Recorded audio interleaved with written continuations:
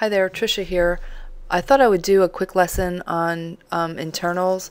I don't ever trade, usually right before a holiday because, like Christmas, because the volume is very light.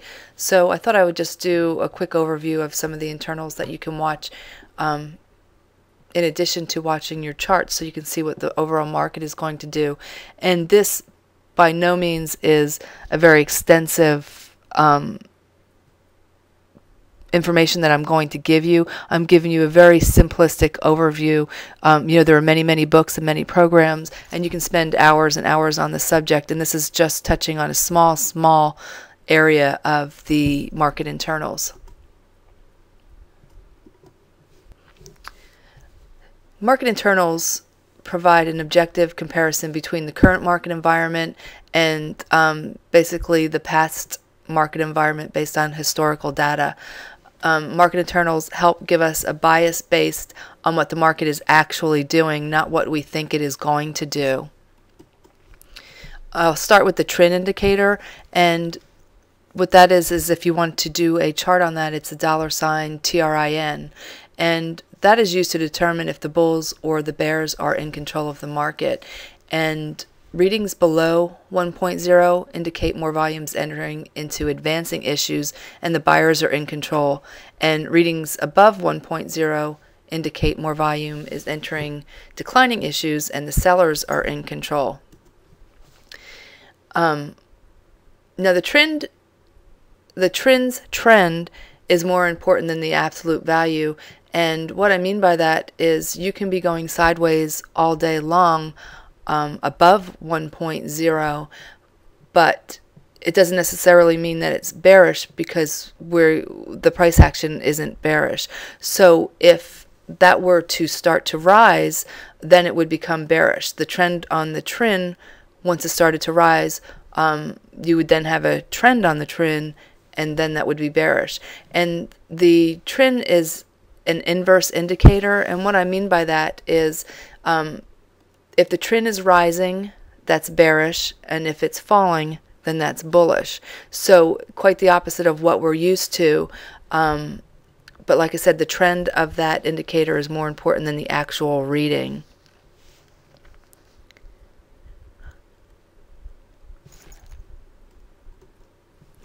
This is a chart of the trend, and you can also put a 20-period simple moving average on the chart, and you can then also see if it's becoming bullish or becoming bearish. So if the trend moves under the 20 MA, then it's becoming bullish because it's moving down. It's becoming bullish. Like I said, it's a inverse indicator.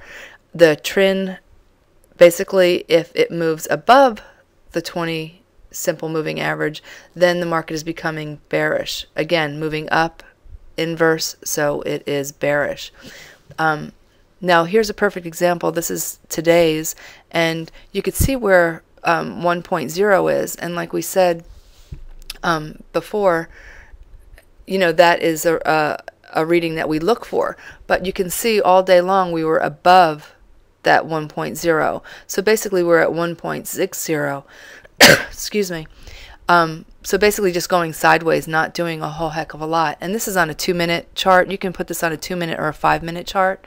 But then you can see at about 2 o'clock, it started to break out above that moving average. And so because this is an inverse indicator, the trend moving above the 20 moving average or just moving up is a bearish indicator. So that means that the prices were going down in the market.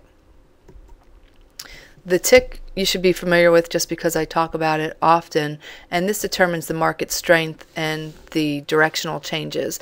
And typically readings above 0 indicate more stocks are trading on upticks and they favor longs, and readings below 0 indicate more stocks are trading on downticks favoring shorts. Now again, you have extreme readings on the tick as well, and like an extreme reading would be basically between plus 800 and plus 1,000, or minus 800 and minus 1,000.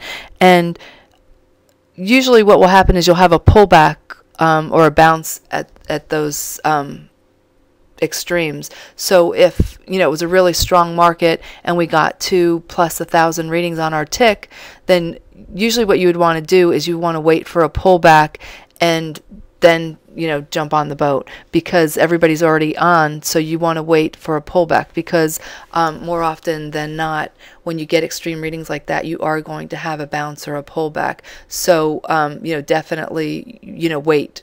Don't jump on when you have extreme readings.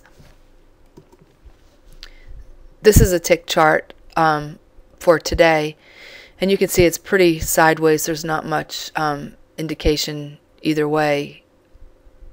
Above that zero, we don't have very many extreme readings in either direction. Maybe toward the end of the day we had more extremes on the negative side, but the black line in the middle is the zero mark, and I draw horizontal lines at 600, 800, and 1,000 plus and minus, and I set alerts at those spots because I'm looking for I want to know when it's getting to be 800 and 1,000 plus or minus, because if I get a setup occurring on my scalp indicator or even off my longer tick chart, if we're at going above 800 and heading towards 1,000, I'm not going to take it, even if all my indicators are in alignment. I'm going to wait for a pullback, and hopefully something will set up again on our scalp chart, because again, the likelihood of it pulling back is great, or bouncing is great. This is another way that you can see just an overall view of stocks, if there's more stocks going up or more stocks going down. And we have advancers and decliners, and again, you can always watch the trend on this as well. You don't necessarily want to know what the reading is, but if it's going down, let's say, for example, if the advancers are going down, even though it still might be higher than the decliners, then you just want to reconsider any longs that you're going to take, because chances are the price is going to pull back if the advancers are dropping, and vice versa is true for the decliners as well. So you can see here at the end of the day,